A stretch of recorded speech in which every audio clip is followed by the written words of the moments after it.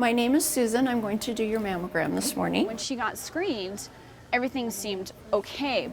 The way I look at it, a few seconds of discomfort and a little pain could save my life.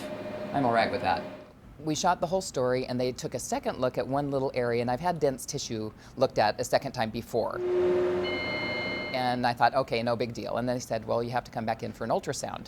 And it was in the middle of volleyball season. I was helping coach my daughter's team and all this stuff, and I was busy, and I thought, oh, it's just another one of those dense spots, fibrous, no big deal. Well, then I get a phone call saying, hey, we really need you to come back in. And then I got another phone call saying, hey, we really need you to come back in, and we have this day free. You're coming in. When are you coming in? And the biopsy results came in the next day, and he told me that it was malignant, that it is cancer. Mary has an infiltrating ductal carcinoma, which is the most common type of invasive breast cancer. And they caught it early. They did. They said it wouldn't have shown up a year before on a mammogram. I was just flabbergasted. Flabbergasted because, it's Mary, and knowing Mary for as long as I have and working together, you never want to hear that news.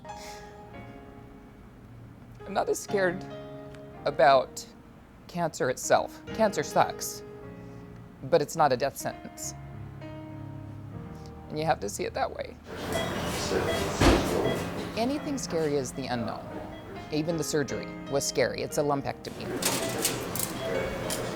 We were there when they checked her lymph nodes, and they checked her lymph nodes because they wanted to see if any cancer cells had gone into her body and if there was any chance that the cancer had spread.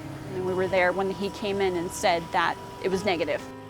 I think it's good that she's letting people into her life as she goes through this battle. So it's just, okay, this is what's happening, this is what we have to do, and this is what we do to fix it. And that's what we're doing. I really do feel like I'm gonna kick its butt.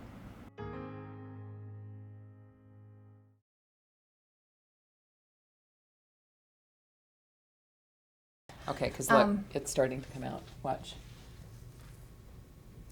Oh, yeah. 11 days after her first chemotherapy treatment, Mary's hair is falling out. It's a common side effect to chemo, but Mary feels good, and she wants to keep working, so she recently went shopping for a wig. But I'm worried I'm going to wake up tomorrow and have splotches and it won't look good. So I want to have a wig ready for tomorrow. Yes. Okay. We can do that. We can do that. Jana Wagner is a stylist from Creative Wigs. Every day she sees women like Mary looking for a new do as they fight cancer. Our hair is everything to us. We're women. And so our hair is who we are. It represents what we are, who we are, how we act. So this one's like that other one that I showed you that's all hand-tied. The wigs come in every style, color, and size. And for Mary, it gave her an excuse to have a little fun. We can fix your hair when we're done.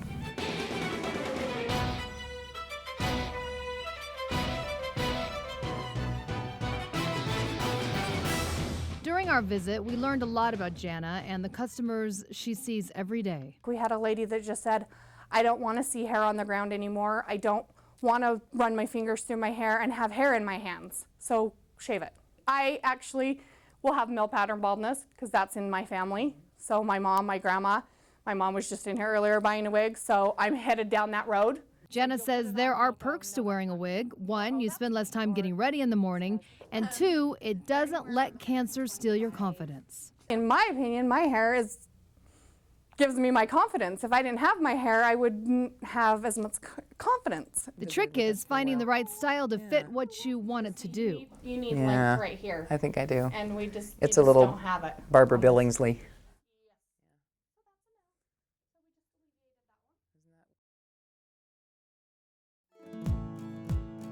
And I think trying to pretend like I didn't have cancer, like I'm not going through chemo, would be really hard. Mary, how are you? Good, how are Good to you? see you again. Are we ready? Fighting cancer is hard on anyone. You have good days and bad days, but Mary is taking it all in stride, even as she undergoes 6 rounds of chemotherapy.